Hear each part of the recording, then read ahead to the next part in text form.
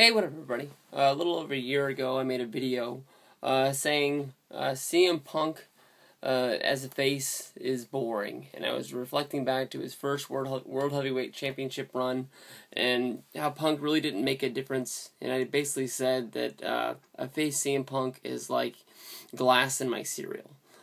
Looking back a year ago, CM Punk was basically the hottest thing in wrestling. He was on a fast forward track to making wrestling cool again.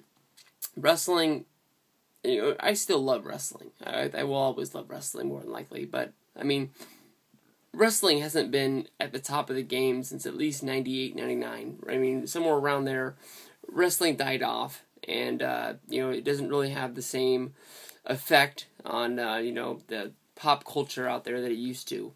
I thought that CM Punk really was going to be able to grab pop culture by the throat and choke it out and make wrestling the top notch shit again. Basically, WWE getting better, that being better, more eyes on them. TNA would get a shine, Ring of Honor, this, that, and the other, and basically that really hasn't happened. And the only people that I can really blame is the people that are booking WWE today. You go into Money in the Bank. CM Punk was the easiest way to do it. He was the hottest thing going. That Chicago crowd, that 5-star match they had at Money in the Bank with John Cena. From there, he runs out of the arena with the title, never to be seen again, you would think. And rather than having things happen where CM Punk is there, but WWE doesn't want to put him on camera for any other reason, or send some sort of ways of saying that he's the real champion, taunting them after they they crowned a new champion when John Cena beat Rey Mysterio. Basically Punk just shows up on Raw 2 weeks after Money in the Bank. They don't really capitalize at all on the buzz that came from Comic-Con last year with him showing up and putting the title in Triple H's face and saying, I heard you were crowning a new champion. That's funny, I have the belt right here. That was the hottest story of last year that I think tops anything. Nobody thought that would happen. That shocked the world. It just sent vibes through Twitter, everybody wishing that they were at that Comic-Con event to go there. They go to the SummerSlam. Triple H butts in, makes himself the guest referee. It looks like that CM Punk is going to be setting up some sort of storyline with Triple H, with him being the master in control, I guess you can say. And then Triple H even helping CM Punk win by John Cena having his foot on the ropes on the end. Only at the end of the story to have Kevin Nash come out after he gets a big win over John Cena, rather than pushing that storyline further. Del Rio coming out, cashing in, and winning the title. That right there, if you want to stop it and pick up from there, CM Punk should have started his, monumental title reign right there. Because Kevin Nash coming out and costing CM Punk the storyline, even though, Nash is friends with Triple H and looked like Triple H was against Nash at the time. Nash isn't cool. Nash hasn't been cool since 96, 97, maybe 98 at the longest. You don't try to make something cool by putting it with something that was cool a long time ago. That doesn't make sense at all. It waters it down. From there you roll on to, you go right out of SummerSlam, which got a huge buy rate. Everybody was into it because you get Cena versus Punk.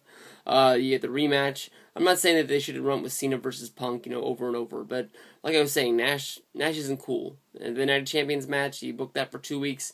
You find out, Nash has some bad heart or something like that. I can't remember exactly the reason that came out, even though I read that Kevin Nash story that came out through Grant Line the other day. But they have to end that storyline before it even finishes. Triple H, I think the week before the pay-per-view, just butts in and says that he's replacing him. And the storyline that should have lasted, at least 6 months of, Triple H versus Nash, the behind the scenes in the making, is pushed right up to Night of Champions.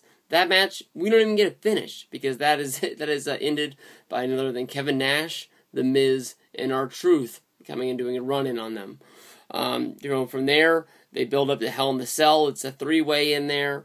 Punk trying to get his title back. And once again, Miz and R-Truth do the run-in. and we don't get the finish that we're looking for.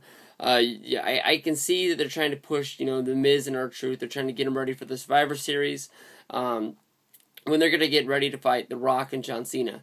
The Rock and John Cena pairing up as a tag team, bringing The Rock in for his first match didn't work out the way they wanted to, because they didn't make Miz and R-Truth look like they were badasses at all. They just looked like two goobers that they haven't, pushed. The Miz hadn't been hot since before WrestleMania when they cooled him off to make the whole storyline Cena versus Rock. Nobody even cared that The Miz was in that match. He just happened to be the champion at the right time, and The Rock is the guy that helped them win the title and keep it. They didn't, basically do anything to build The Miz and make him, reputable.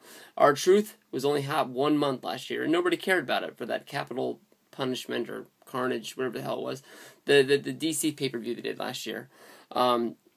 At Survivor Series himself, he wins the title back, CM Punk does, from Del Rio. They switched the whole storyline up into, instead of being CM Punk against Triple H, it's now CM Punk against John Laurinaitis, the new Raw GM.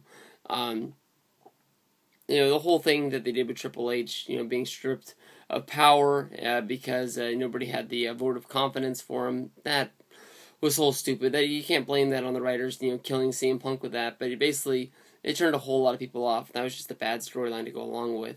Once Punk regains his title and you try to push him in the right direction, making him a reputable champion, you put him up against the same dweeb that didn't make anybody care at the Survivor Series, The Miz, and then the rematch with Del Rio in the three-way. I guess it was a TLC, so I guess it was a TLC match, tables, ladders, and chairs. He gets the win there, but like I said, when you put him up against two people nobody cares about, the win really doesn't matter. From there, the push towards the Royal Rumble, Dolph Ziggler wins the gauntlet match. Ziggler is the guy that was in the mid-card. He deserves a push. I'm not saying that he doesn't, but he's the guy that nobody's cared about for a long time, in the main event at least. And, Ziggler gets one quick win against the guy on Monday Night Raw. Now he's the #1 champion. Of course, Punk beats him, and we go from there. He goes into the Elimination Chamber. In the opening match, you let a guy that you're trying to make reputable, and you put him in the opening match against one of the weakest classes of an Elimination Chamber ever. A champion going into the chamber had never been done before the year previous with Edge doing it. But when he does it against guys like Miz, Jericho, Kofi, Ziggler, and R-Truth, you don't have a whole lot of people in there saying like, man, Punk really, survived the odds, and Punk really, got it all going. From there, we go into the Mania feud with Chris Jericho. The whole feud was basically built up against I'm the best in the world. No, I'm the best in the world. And nothing ever really, the tires never got traction on the road, never really started going anywhere. And that, stretched out, after a few months. I went for all the way till Extreme Rules, and, basically nothing ever got slated. The whole push towards Extreme Rules when Jericho tried to, prove that CM Punk was the drunk. Look, being straight edge, if you want to be straight edge, that's cool, I guess. But being a good guy in wrestling, especially, I believe 2 years after they made the Straight Edge Society, you can't make it be like this dark, demented cult and then try to make, being straight edge cool. And them bringing the whole Jack Daniels drinking thing into there, and, Jericho, bringing piece after piece of investigation, work of, CM Punk going into a bar in England and this, that, and the other with the whole fish and chips chant and trending on Twitter. It really didn't make any sense, and it really didn't make anybody care about Extreme Rules and their Chicago Street Fight. Then they went into the Over the Limit feud with Daniel Bryan, which produced damn good matches. But the only thing was it was the same feud as it was with Jericho. I'm the best in the world. No, I'm the best in the world. And maybe they, after Over the Limit, they caught that, and then they brought in the whole AJ storyline, which brought in the whole Kane, and basically they haven't booked this guy. There's not one match on there that anybody's cared about, and they haven't made him a main eventer. That's why he hasn't main evented anything along the way. He's just another guy that's out there that wrestles damn good matches, but they just don't give him anything that matters. And I don't understand why they do that, because the guy does everything that he's asked. He gives perfect promos that don't mean anything in the end. He gives us great matches, but because they put him against people that aren't booked to matter at all, nobody cares. And that's my whole thing I'm ranting about, because, CM Punk, I really like to watch his matches, but they haven't given us anything along that, and I think they've really blown where they were last year. Nobody can look at where WWE was last year and think that they're anywhere close to where they are now.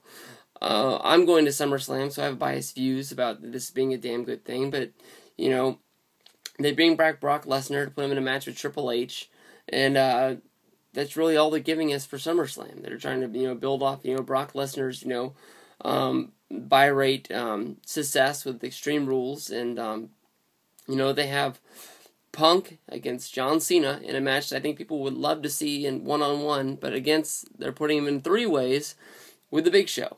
The guy nobody wants to see, nobody cares. You put this guy in a mid-card match or a tag match, and he's pretty cool to see there live, but I can't think of anybody that's bought a pay-per-view in the last 10 years to see the Big Show, no matter what he's doing. I don't care if he was champion for a minute last year, if he was the tag champion the 10 times he's done it the last few years, but they're screwing up.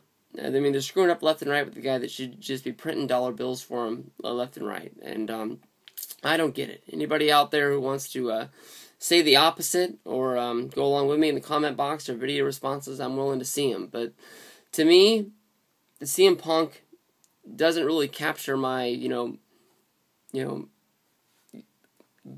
me really wanting to be a wrestling fan unless this guy's a heel.